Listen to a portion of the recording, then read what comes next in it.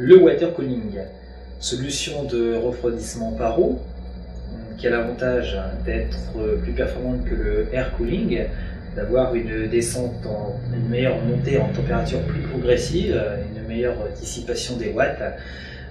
Cette solution de refroidissement fait souvent peur, et c'est pour cela que nous avons tenu à vous réaliser un petit reportage pour le montage pas à pas de ce système de refroidissement qui, il faut bien le dire, est relativement attractif et silencieux et souvent très performant.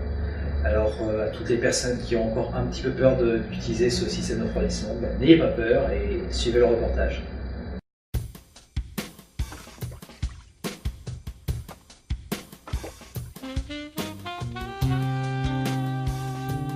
Depuis des années, les overclockers, ainsi que les bidouilleurs en mal de silence et de performance utilisent le water cooling comme système de refroidissement. Autrefois, pour des raisons de coût de fabrication et par risque d'endommagement du matériel lors d'une fuite du système, le water cooling faisait peur et était plutôt réservé à une élite.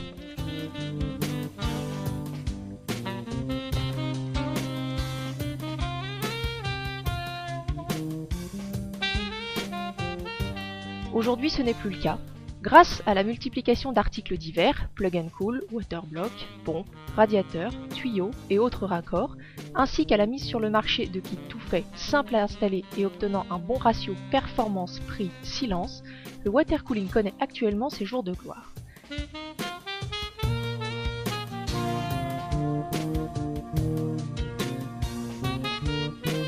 Voyons ensemble l'installation pas à pas de ce curieux système de refroidissement.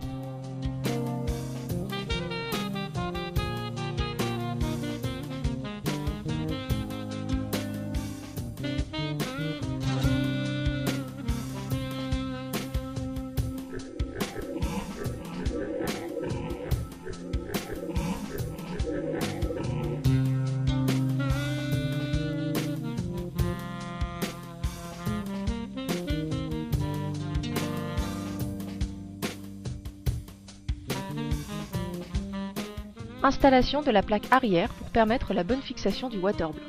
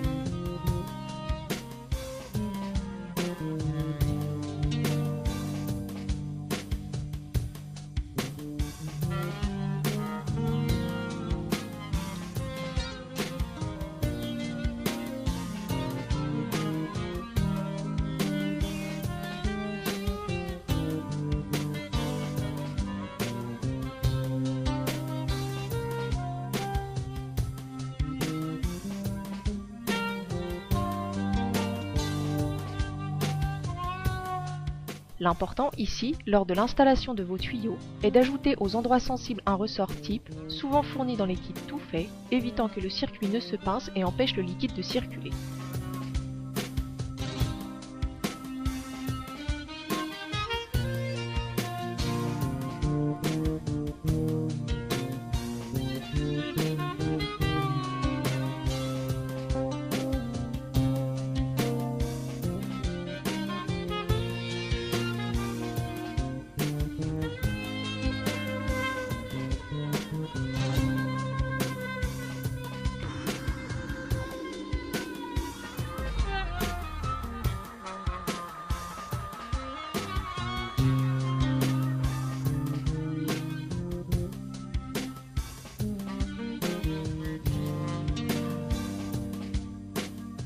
Ici, la pompe fonctionne grâce à une Molex utilisant la rampe 12 volts de votre alimentation. Certains modèles de pompe fonctionnent sur le 220 volts en Europe et se branchent donc à l'extérieur de votre ordinateur.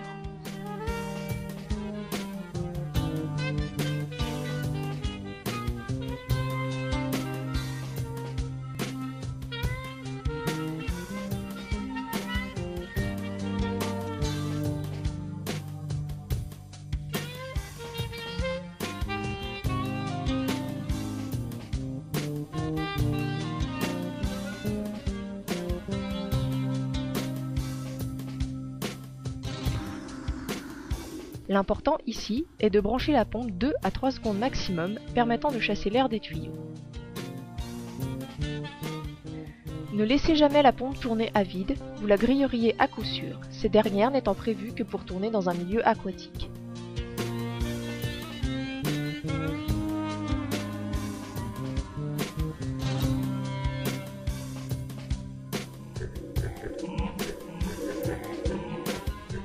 Répétez l'opération jusqu'à ce qu'il n'y ait plus d'air dans le circuit.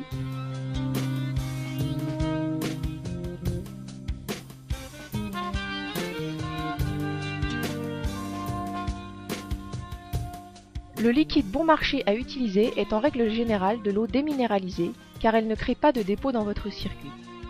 Du liquide dit électrique peut aussi être utilisé mais est plus coûteux. L'eau des villes est à proscrire car elle entartrera votre circuit à la longue.